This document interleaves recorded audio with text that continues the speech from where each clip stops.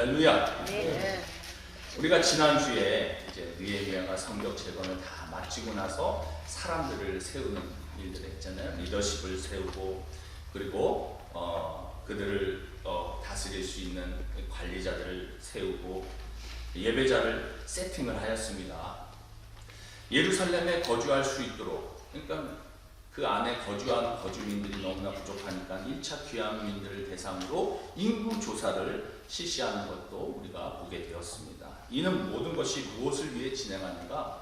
결국은 하나님께 예배하는, 하나님의 자녀로서 하나님께 예배하는 공동체로 서기 위해서, 하나님의 도우심과 영광을 드러내기 위해서, 예배하는 자로 부르시기 위해서 그렇게 힘들게 성벽을 건축한 거예요. 그들의 무너진 예배가 회복되어야만이 하나님께서는 그들과 동행하셔서 하나님의 하나님 되심을 나타낼 수 있다는 것입니다. 할렐루야. 이때까지 느헤미야는 자신의 할 일을 위해 최선을 다했지만 이제는 하나님께서는 유대인들에게 하나님의 백성들의 영적인 회복과 영적인 부흥을 일으키셔야만 했다는 거예요. 이스라엘 사람들은 바벨론의 포로로 잡혀가 노예 생활을 하다가 포로에서 고국으로 돌아온 뒤에도 얼마나 많은 적들의 침입을 당해야만 했습니까? 이들의 노력으로 결국 이 성벽을 건축하고 예루살렘이 회복된 것처럼 보였지만 백성들이 전반적으로 너무나 번아웃, 지치고 만 거예요. 무력감에 사로잡힌 거예요. 다시 이들을 살려내는 어떠한 영적인 도약이 필요했는데 오늘 본문에 하나님께서는 주도적으로 영적인 회복과 부흥운동을 일으키셨다는 겁니다. 오늘은 영적인 회복과 부흥이라는 제목으로 말씀을 선포하고자 합니다. 영적인 회복과 부흥운동이 느헤미야의 계획이라던가 이런 것들을 통해서 주도적으로 진행된 것이 아니라는 거예요. 1절에 보면 이스라엘 자손이 자기들의 성읍에 거주하였더니 7째 달에 이르러 모든 백성이 일제히 수문 앞 광장에 모여 학사 에스라에게 여호와께서 이스라엘에게 명령하신 모세의 율법책을 가져오기를 청하매, 여기서 일제히 모였다라는 말은 히브리 말은 마치 한 사람처럼 일사불란하게 쫙 모였다는 거예요. 백성들이 누가 시킨 것도 아닌데 한 마음으로 모인 겁니다. 수만 명이 한 몸처럼 한 자리에 모이게 된 거예요. 이게 사람의 힘으로 되는 겁니까? 누가 시키지도 않았는데 하나님께서 그들의 가슴에 사모하는 마음을 동시다발적으로 넣었다는 것입니다. 아멘. 영적인 목마름, 상식적으로 해석이 안 되는 이 부흥의 열망, 간절함, 사람이 동원하지도 않았는데 모여든 인파, 누가 하신 거예요? 하나님이 하신 거예요. 예루살렘 성벽을 재건하는 과정에서 하나님의 역사하심을 백성들은 누구나 다 깨달았다는 겁니다. 느꼈다는 겁니다. 그래서 이 성벽을 재건하면서 하나님께서는 그들의 가슴 속에 영적인 열망 불어 일으키시다가 마침내 빵 터뜨린 거예요. 7월 1일, 그러니까 우리나라로 보면은, 양력으로 보면은 1월 1일 새해, 이들이 모인 겁니다. 백성들은 특히 학사 에스라를 지목해서 그에게 율법책을 읽어달라 이렇게 말하고 있는데요. 에스라가 누구냐? BC 458년경 2차 귀환자들을 이끌고 느헤미야보다 14년 전에 예루살렘으로 돌아온 사람 중에 하나였다는 겁니다. 에스라는 대제사장 가문의 16대 손이었어요. 특별히 에스라는 하나님의 말씀에 정통한 성경학자였고, 또한 그는 제사장으로서 이스라엘 백성들을 이끄는 영적 지도자였다는 겁니다. 특별히 에스라는 성경을 잘 가르치고 많은 것을 알 뿐만 아니라 영적인 개혁을 주도했던 인물이었어요. 오늘날로 말하자면 목사님이겠죠. 70년이 넘는 포로 생활을 하는 동안에 이스라엘 백성들이 바벨론과 페르시아의 그 세속적인 문화와 가치관에 젖어든 겁니다.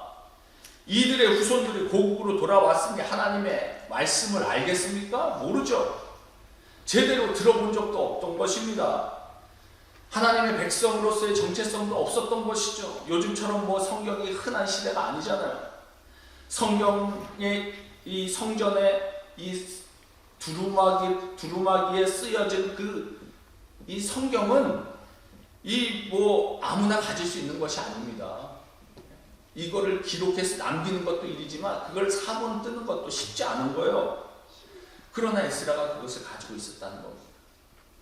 아마도 포로로 끌려갈 때 에스라 할아버지가 이 성경 사본을 포로로 끌려가는 와중에도 다 챙겨간 거예요.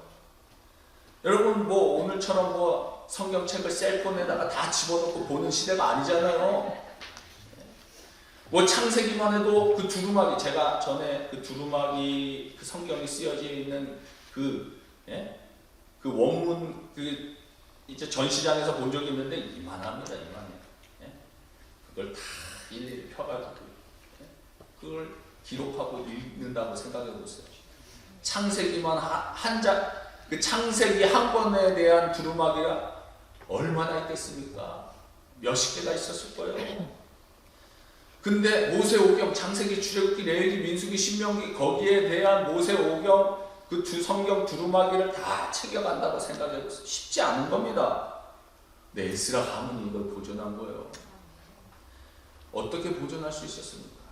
하나님이 하신 거죠. 하나님이 역사하신 겁니다.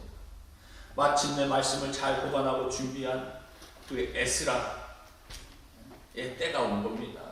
그렇게 고생하면서 갖고 있던 말씀을 공개할 때가 왔어요. 왜냐하면 하나님은 말씀을 통해서 부흥의 불길을 일으키시기 때문인 거죠. 2절에 일곱째 달 초하루에 제사장 에스라가 율법책을 가지고 회중 앞 곧 남자나 여자나 알아들을 만한 모든 사람 앞에 이르러.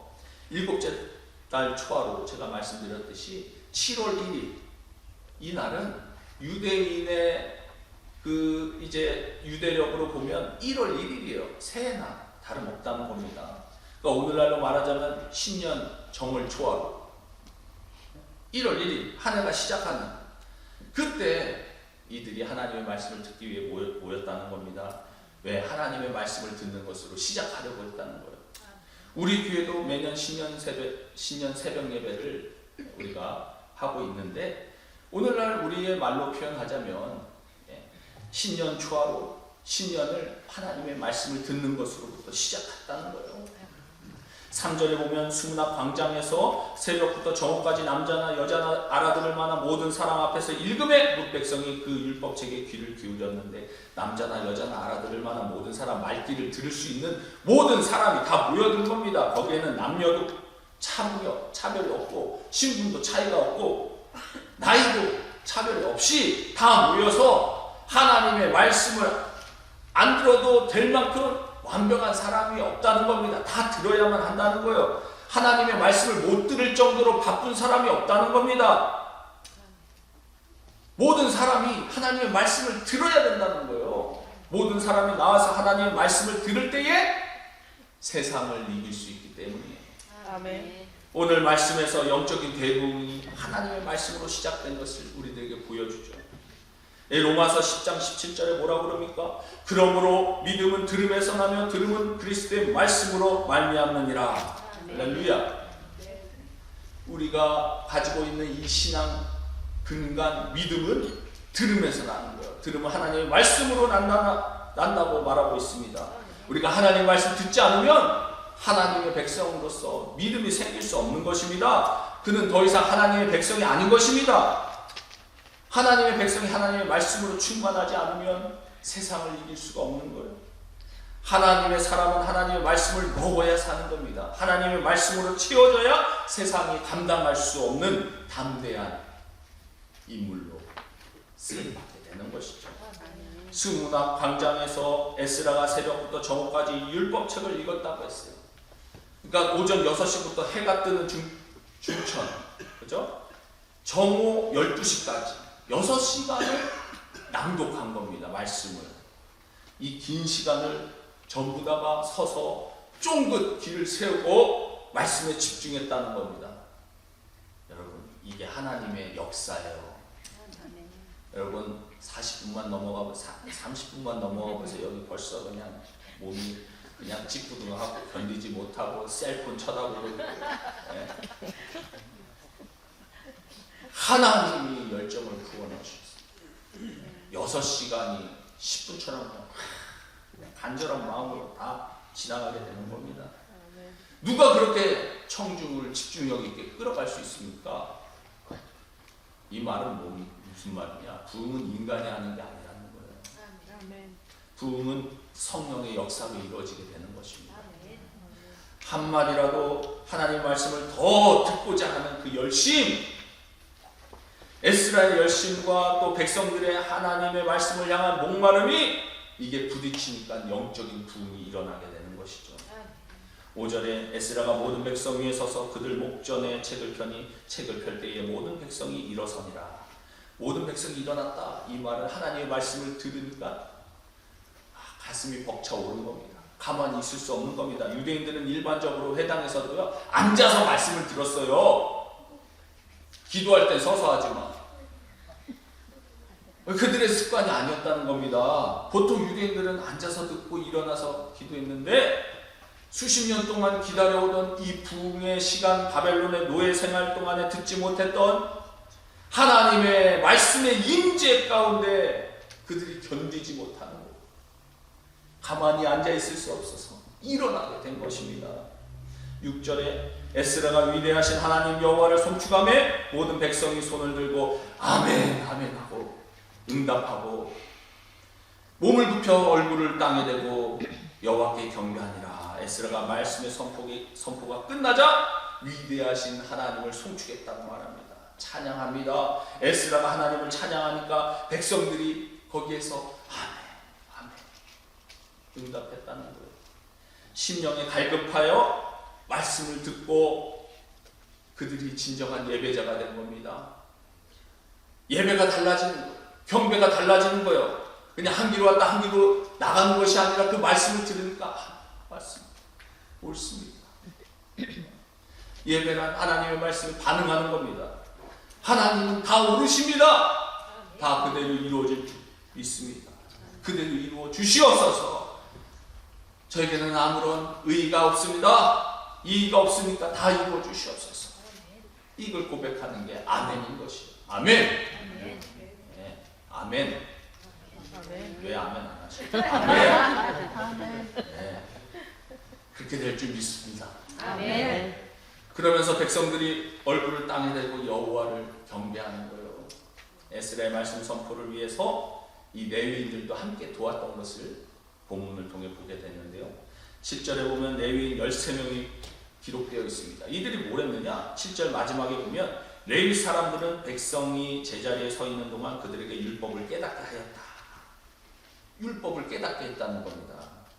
8절 말씀에 보면 하나님의 율법책을 낭독하고 그 뜻을 해석하여 백성에게 그 낭독하는 것을 다 깨닫게 하니, 성경학자들의 추정으로 대략 5만 명 정도가 그 자리에서 모였을 거라고 보고 있어요. 그 정도 되면은요, 여러분들 축구장, 제일 큰 축구장 하나를 꽉 채울 수 있는 규모 아닙니까? 거기에 사회자가 마이크 없이 이게 연설하는 거 본 적이 있으세요? 안 돼요. 불가능하죠. 그러니까 어떻게 그게 가능합니까? 이게 한 사람이 마이크도 없이 막 소리를 높인다고 그 말귀를 알아들을 수 있어요? 못 알아들습니다. 강단에서부터 시작해서 에스라의 그 말씀 선포가 이 레위인들이 중간중간에서 이게 쫙 퍼져나가면서 이 말씀을 전달하고 해석해주고 이게 나간 거예요. 그러니까 군중들 사이에 레위인들이 쭉쭉 서가지고 이 말씀을 트랜슬레이트 하면서 다 전한 겁니다. 그래서 하나님의 말씀을 읽으면 그 말씀을 듣고 레위인들이 쫙 크게 막 선포하는 거예요. 중간에서 스피커처럼 또. 그 다음 그 바톤 또 그 다음에 있는 사람이 또 그 말씀을 듣고 또 선포하는 겁니다. 이렇게 해서 하나님의 말씀이 선포되었다는 겁니다. 메아리처럼 쫙 퍼져나가게 된 거예요. 중요한 것은 그들이 그냥 말씀을 그대로 전한 게 아니라 해석했다고 말해요. 번역했다는 뜻입니다. 이 말은 무슨 말이냐? 에스라가 읽은 성경의 원문은 히브리어잖아요. 그런데 이스라엘 사람들이 이 히브리어를 제대로 알아듣지 못한 겁니다. 그러니까 그들이 알아들을 수 있도록 아람어로 다시 쫙 선포한 겁니다. 이 과정이 쉽겠습니까? 수만 명이 있는데 6시간 동안 성경을 다 이렇게 읽은 거예요. 한 절 읽으면 레위 사람들이 중간에서 쫙 전달해 나가는 것입니다. 이게 자칫 잘못하면요 굉장히 케이아스, 시끄럽고 어지럽고 막 뭔 얘기하는지 모를 정도로 막 그럴 수 있는 상황인데, 성령님께서는 이 과정에서 한치의 흐트러짐 없이 그 입술을 주관하셔서 아무런 혼란 없이 말씀이 선포되도록 하셨다는 겁니다. 할렐루야. 여러분, 성령이 역사하시는 예배 현장은 어지러운 것 같은데 영적인 질서가 있습니다. 하나님께서 주관하시기 때문에 그렇습니다. 그래서 백성들이 은혜를 받기 시작합니다. 은혜를 받고 나니까 백성들이 어떻게 합니까? 9절에 보면은요, 그들이 율법의 말씀을 듣고 다 울었다고 기록합니다. 9절에 백성이 율법의 말씀을 듣고 다 우는지라. 네. 여러분, 하나님의 말씀 듣고 운 적이 언제입니까? 하나님의 말씀의 선포를 듣고 여러분들이 심령 가운데 깨달음이 오고 정말 마음이 뭉클하고 혹은 통회하고 자복하고 눈물을 흘린 적이 언제였습니까? 말씀을 듣고 울었다는 뜻은요, 하나님의 영 성령님이 마음을 터치했다는 거예요. 내게 임했다는 겁니다. 양심을 찌르시는 겁니다. 말씀이 검이 되어서 임했다는 것입니다. 이스라엘 백성들이 흘린 그 눈물은 어떤 눈물입니까? 아마도 회개의 눈물이었습니다. 그동안에 그들이 겪은 모든 고난이 결국 그들의 죄로부터 인한 거 아닙니까? 죄 때문임을 알고 회개하는 눈물이었습니다. 말씀은 우리의 죄를 깨닫게 하십니다. 우리로 하여금 회개의 눈물을 흐르게 만드시는 거예요. 그것은 아름다운 눈물이에요. 그 눈물은 하나님의 은혜에 대한 동시에 감사의 눈물이었을 것입니다. 그렇게 죄를 지었던 우리들을 아주 멸망하지 아니하시고 용서하시고 징계는 하셨지만 죽이지는 않으시고 다시 포로에서 돌아오게 하시는 그 하나님에 대한 감사의 눈물이었을 겁니다. 눈물은 또한 새로운 결단의 눈물이었을 거예요. 다시는 옛날처럼 살지 아니하고 이제는 하나님 중심으로 사는 이 예루살렘 성을 만들겠다는 결단의 눈물이었을 겁니다. 마치 수만 명의 사람들이 말씀의 소나기에 서 있는 것처럼 하나님의 말씀이 능력이 돼서 그들에게 확 부어진 것입니다. 그들의 눈에 눈물이 흘러내리기 시작합니다.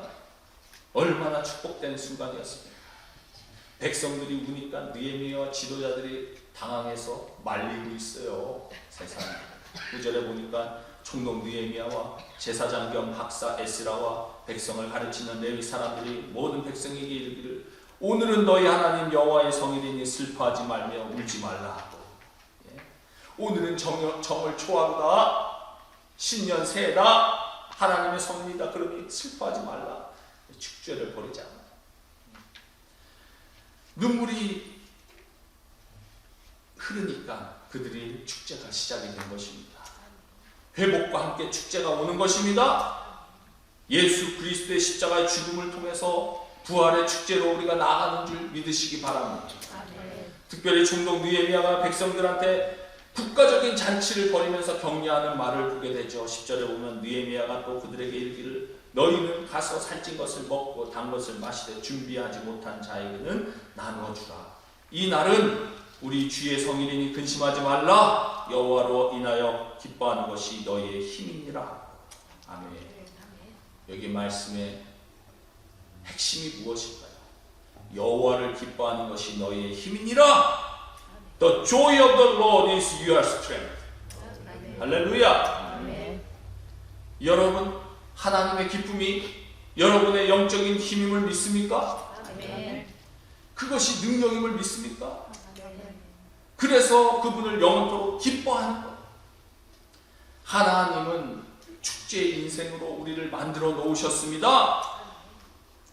우리를 통해서 하나님을 영화롭게 하도록 만드신 겁니다. 그러나 우리가 아는 것은 인간이 망가지기 전에는 기쁨의 땅이었잖아요. 에덴 동산이었잖아요. 그러나 슬픔은 죄의 결과로 오게 된 것이죠. 아픔은 죄의 결과로 오게 된 것입니다. 하나님은 항상 우리를 기쁨으로 회복시키시기를 원하십니다. 믿는 자들이 하나님이 주시는 영적 기쁨을 누릴 때 그것은 세상이 감당하지 못하는 힘이 되는 겁니다. 그래서 마귀가 우리의 기쁨을 앗아가려고 하는 거예요. 우리에게 구원을 뺏을 수 없으니까 구원의 기쁨을 빼앗아가려고 합니다. 어떻게 해요? 죄를 짓게 합니다. 다윗이 죄를 지으니까 구원의 기쁨을 잃어버렸잖아요. 예배를 드리고 사역을 해도 기쁨이 없는 것입니다. 기쁨이 회복되기 위해서 우리는 이 죄가 해결돼야 되는 겁니다. 할렐루야. 네. 우리가 형제를 미워하면, 우리가 죄에 물들면, 두려움의 노예가 되면 영적인 기쁨이 사라집니다. 여호와를 기뻐할 수 없습니다. 오늘 나사렛 예수의 이름으로 여러분의 영적인 기쁨이 회복되길 원합니다. 그래야 마귀를 이길 수 있는 능력이 생기는 거예요. 하나님의 교회는 영적인 기쁨이 가득한 곳인 줄 믿으시기 바랍니다. 12절에 보면 모든 백성이 곧 가서 먹고 마시며 나누어 주고 크게 즐거워하니 이는 그들이 그 읽어 들려준 말을 밝히 아니라. 말씀을 밝히 안다. 말씀을 듣고 깨달았다는 거예요.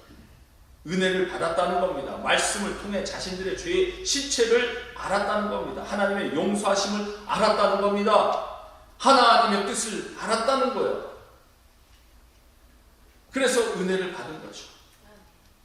말씀을 통해서 살아났다는 뜻입니다. 그러니까 이 말할 수 없는 영적 기쁨이 마치 우물가에서 펌프질을 하듯이 우리의 심령 깊은 곳에서 솟구쳐 올라오기 시작하는 겁니다. 여러분, 하나님의 기쁨은 은혜 받은 자가 누릴 수 있는 겁니다. 말씀을 통해 깨달은 자만이 누릴 수가 있는 것입니다. 영적인 깨달음이 없으면, 영적으로 뚫리지 않으면, 은혜 받지 않으면 아무리 말씀을 들어도 기쁨이 없는 거예요. 웃으세요 하도 웃지 않는 거예요. 교회에서 웃을 수가 없는 거죠.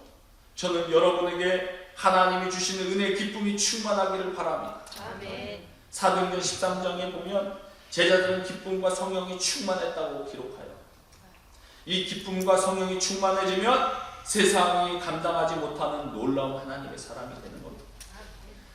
그런데 그날로 끝난 게 아닙니다. 정월 초하루 1월 1일 날에 그 영적인 부흥이 있고 나서 또 어떤 일이 일어납니까? 13절에 보면 그 이튿날 뭇백성의 족장들과 제사장들과 레위 사람들이 율법의 말씀을 밝히 알고자 하여 학사 에스라에게 모여서 1월 1일 다음 날, 그 이튿날, 그러니까 언제요? 1월 2일이겠죠. 1월 2일 날 모든 백성의 지도자들이 학사 에스라에게 와서 우리에게 더 말씀을 가르쳐 달라는 겁니다.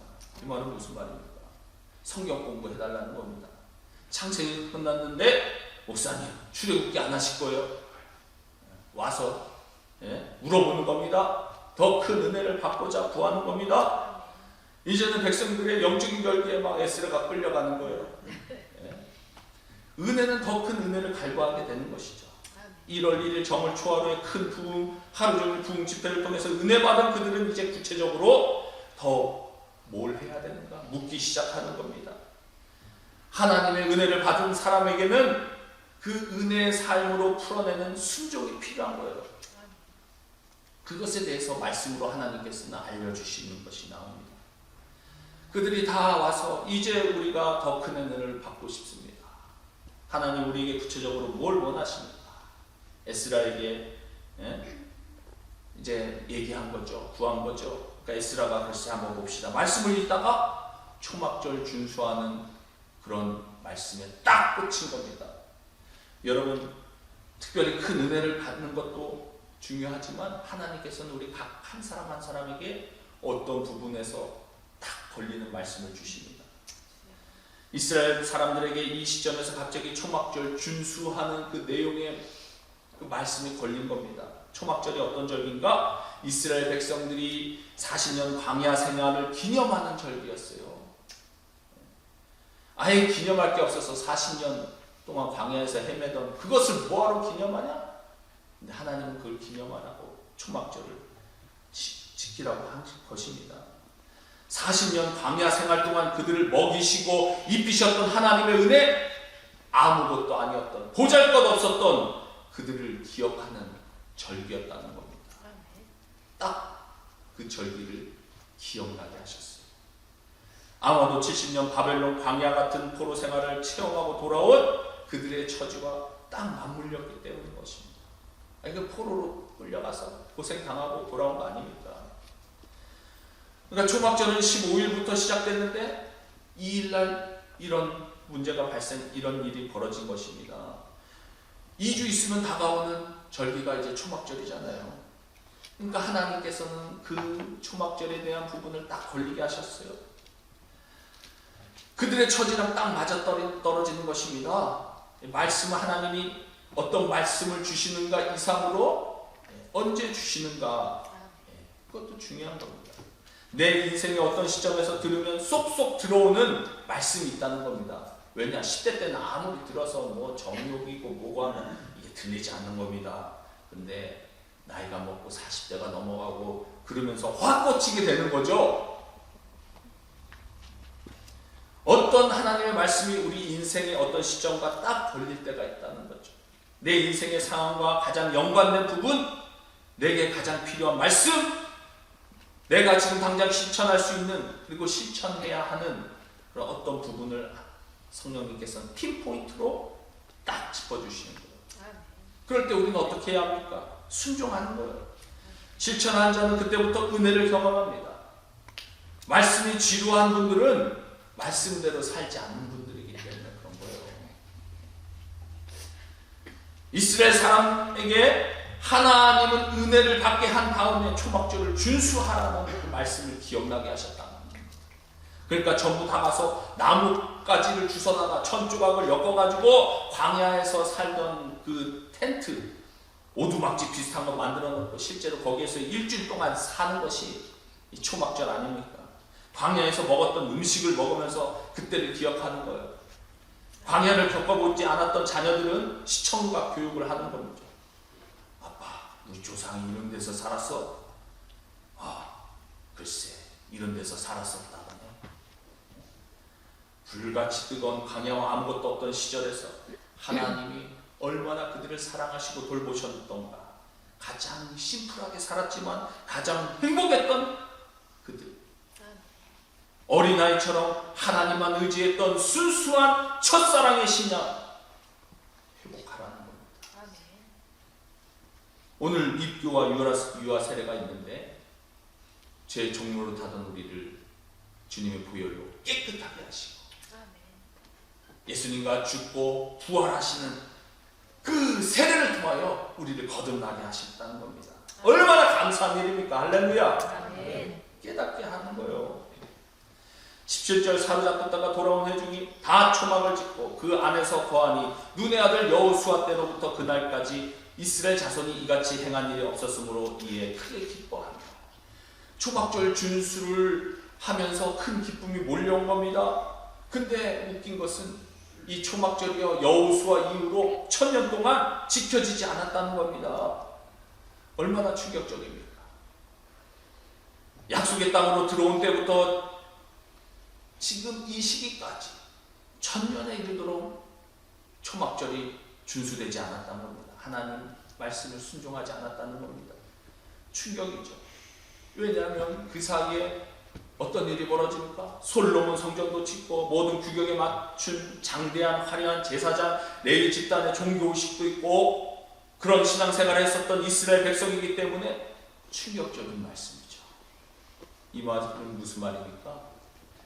겉모습만 화려한 종교의식을 했지 그들의 마음속에 광야 시절에 하나님만 붙들었던 그들을 소박한 신앙이 사라졌다는 겁니다. 풍요의 땅, 약속의 땅에 취해서 하나님의 은혜를 망각했다는 겁니다. 그래서 점점 그들의 영적인 기반이 쇠약해져 가니까 죄를 짓고 나라가 망한 거 아닙니까? 이제 다시 포로 생활에 돌아와 잿더미에서부터 다시 성벽을 재건한 그들에게 하나님께서는 은혜를 주시고 그 은혜 가운데 초막절을 준수하라, 광야 생활의 첫사랑을 회복하라고 말씀하십니다. 백성들이 초막절을 지키면서 크게 기뻐했습니다. 여러분, 왠지는 모르지만 하나님이 주시는 말씀대로 살게 되면, 순종해 보면 기쁨이 오게 됩니다. 할렐루야. 힘들고 어려운데 선교를 가면 몸은 힘들어 죽겠는데 기쁨이 오는 겁니다. 이건 어떻게 설명할 수가 없는 거예요. 영적인 기쁨이기 때문에. 말씀은 그런 기쁨을 우리에게 주십니다. 순종은. 광야 시절에 겸손하고 그 가난한 마음을 이렇게 회복하면서 영적인 기쁨이 몰려오는 겁니다. 순종을 통해 주시는 기쁨인 것이죠. 하나님이 지금 여러분에게 각자 한 사람에게 콕 찔러주시는 그 말씀이 있습니다. 그 말씀대로 실천하면 초막절 광야의 첫사랑을 회복하면 기쁨을 주실 줄 믿습니다. 아멘. 요한복음 13장 17절 너희가 이것을 알고 행하면 복이 있으리라. 아멘. 오늘 하나님이 여러분에게 압박하시는 그 말씀을 순종하십시오. 아멘. 기쁨이 회복되어야 할 줄 믿습니다. 아멘. 여호수아 때로 1000년 동안 도외시왔던 이 초막절이 회복되면서 이스라엘의 새로운 희망이 불기 시작합니다. 종교는 습관화가 될 때 제일 위험하다고 했습니다. 신학자 키에케고르는 기독교의 가장 큰 위기는 열정을 빼버린 종교로 남는 것이라고 말했어요. 그래서 오늘날 가지고 있는 교회들의 수많은 예배와 기도와 찬양과 설교들의 위기가 온 것입니다. 열정을 빼버린 종교로 남는 것. 너무나 우리는 종교 생활을 습관화하면서 살아갑니다. 감격이 사라지고 은혜가 사라지고 아무런 감정 없이 아무런 기쁨 없이 그냥 교회 나와서 예배 드리는 것이 다인 것처럼. 돌파구가 필요한데 돌파구는 영적 부흥입니다. 아멘. 성령의 기름 부으심입니다. 하늘의 문이 열리고 하나님께서 우리에게 부흥을 향한 목마름을 주셔야 돼요. 아멘. 그래서 목마른 심령들, 마른 뼈 같은 우리의 심령 위에 성령의 바람이 불어오고 성령의 생수가 내려야 합니다. 아멘. 그때 성령님께서 주시는 부흥의 불길이 타오르는 겁니다. 사람들이 달라지는 겁니다. 18절에 에스라는 첫날부터 끝날까지 날마다 하나님의 율법책을 낭독하고 무리가 이래 동안 절기를 지키고 여덟째 날에 규례를 따라 성회를 열었느니라. 일주일 동안 말씀잔치를 하는 거예요. 8일째 되는 날 큰 성회를 열어 천국잔치를 벌였습니다. 이건 느헤미야가 한 게 아니죠. 누가 시킨 것도 아니죠. 하나님의 영이 백성들에게 불러일으킨 열심이고 열정입니다. 느헤미야의 기도의 사람이니까 그에게도 이런 열정적인 백성들, 이렇게 백성들이 다시 부흥하면 좋겠다는 바람이 있었는지도 모르죠. 하지만 성벽 재건하고 인구조사하고 여러가지 긴급한 일을 처리하다 보니까 느헤미야도 있었으면 좋겠는데 차일 피 미루다가 지쳐있는 겁니다. 그래서 하나님이 직접 하신 거예요. 할렐루야. 모든 일들을 멈추고 하나님의 말씀에 일주일 내내 집중함으로 거대한 영적인 대부흥의 바람을 일으키신 것입니다. 말씀의 사람 에스라를 통해서 하나님께서 직접 하신 것. 그러므로 여러분, 영적인 부흥은 무엇입니까? 우리가 미처 몰랐던, 그러나 우리 인생의 이 시점에 가장 필요하다고 생각하는 그것을 우리가 말씀을 듣고 행할 때 영적인 부흥이 일어날 줄 믿습니다. 아멘. 그래서 주시는 거예요. 여러분 인생이 바쁘고 힘든데 뭔가 속으로 계속 답답한 게 있지 않으십니까? 원인을 모르는데 마치 성공 뒤에 있는 이 불안함, 두려움, 이 피곤함, 어떻게 할 수 없었어. 다람쥐 쳇바퀴 돌듯이 그냥 계속해서 굴러가고 있는 이 시점에 하나님께서는 브레이크루, 돌파구를 부어주셔야만 하는 겁니다. 할렐루야. 이것이 바로 영적인 부흥입니다. 하나님이 직접 부어주시는 영적인 갈망, 성령이 동시다발적으로 이 모든 사람들에게 임하는, 남편과 아내, 형제와 자매에게 임하여 주의 전으로 달려오고 기도의 자리로 나오고 하나님의 말씀 속으로 자신들을 던지는 이 열망. 저는 우리 베이커 형제교회 이런 부흥의 불길이 일어나기를 소망합니다. 아멘. 아멘. 아멘. 기도하겠습니다.